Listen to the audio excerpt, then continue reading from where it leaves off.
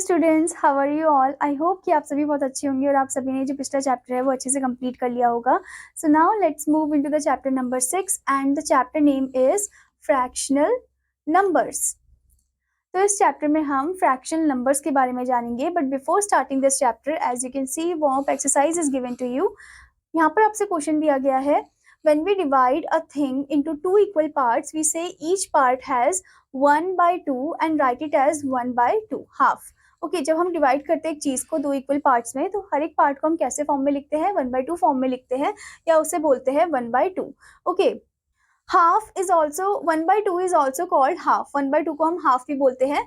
To halves make a whole, और दोनों halves मिलकर एक पूरा होल वन फिगर क्रिएट करते हैं. ठीक है, जैसे कि आप यहाँ पर देख सकते हो, वन होल ट्राइंगल आपको दिया है यहाँ पर, देन वन होल सर्कल आपको दिया है, वन होल रोम्बस आपको दिया है या स्क्वायर आपको दिया है, वन होल रेक्टेंगल आपको दिया है. ठीक है, अब आप देख सकते हो इनको टू इक्वल पार्ट्स में डिवाइड कर दिया. Two equal parts here also, two equal parts and two equal parts. Part of one whole is called a fraction. जो पार्ट होता है वन होल का उसे हम फ्रैक्शन बोलते हैं. The number in the form of fraction is called a fractional number.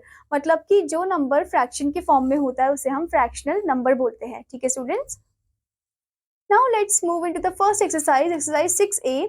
First question, write equal और unequal for the following shapes. आपको इक्वल और अनइक्वल लिखना है फॉर द फॉलोइंग शेप्स. जैसे कि आप देख सकते हो, पहला शेप है स्क्वायर का. तो आप देख सकते हो क्या ये जो लाइन है ये इक्वली इनको शेयर कर रही है? नहीं, ये तो इक्वली शेयर नहीं कर रही है. तो यहाँ पर आप लिखोगे अनइक्वल. लिखो UNEQUAL, दिस इज अनइक्वल. ठीक है, अब आप देखो सेकेंड शेप है सिलेंडर की. तो क्या ये लाइन इक्वली डिस्ट्रीब्यूट करिए सिलेंडर को? सो हम बोल सकते हैं कि हाँ, ये जो लाइन है ये इक्वली डिस्ट्रीब्यूट करिए सिलेंडर को. तो यहाँ पर आप लिखोगे इक्वल, EQUAL. ठीक है, तो इस तरीके से आपको इक्वल और अनइक्वल लिखना है फॉर द फॉलोइंग फिगर. ध्यान से फिगर को देखना है. Now the next question is, write the parts of the following shapes. One has been done for you. हमें पार्ट लिखना है फॉलोइंग शेप का. जैसे कि आप देख सकते हो, this one the square is whole, so this is one whole. Okay, अब यहाँ पर ये टू पार्ट्स में डिवाइड हो गया, सो दिस इज 1/2. ठीक है, या हाफ भी बोलते हैं इसे हम. ओके, तो आप यहाँ पर HALF हाफ भी लिख सकते हो.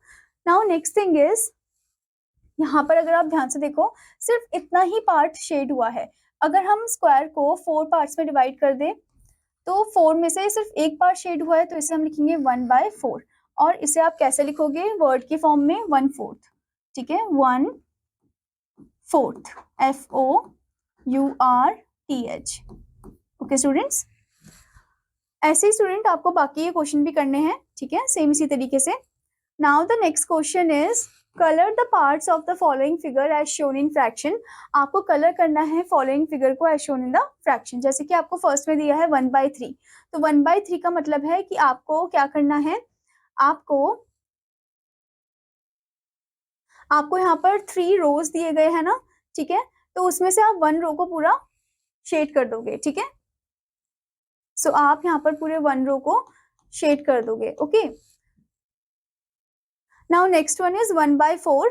तो 1/4 का मतलब है कि 4 पार्ट्स आपको दे रखे, उसमें से आपको सिर्फ 1 को शेड करना है. ठीक है, तो आप सिर्फ 1 पार्ट को शेड कर दोगे. ठीक है, तो इस तरीके से आपको बस नंबर के अकॉर्डिंग ही शेड करना है. ठीक है, I hope student that you understood this chapter. और आपका होमवर्क है कि आपको इस चैप्टर को अच्छे से रिवाइज करना है और प्रैक्टिस करना है.